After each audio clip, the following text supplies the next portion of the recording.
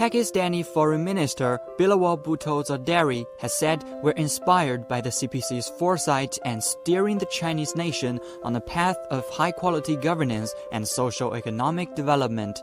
Zardari made the remarks in a speech congratulating the 20th National Congress of the Communist Party of China, which opened in Beijing on October 16th.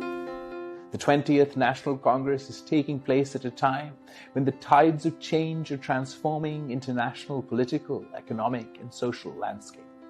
I am confident that under the wise leadership of the Chinese Communist Party, China will continue to play its due role in international politics and for global peace. The people of Pakistan have watched with great fascination and pride the ascent of its closest friend and strategic partner.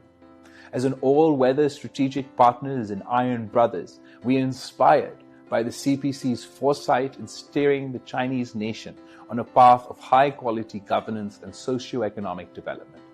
We are confident that our close partnership will continue to grow from strength to strength.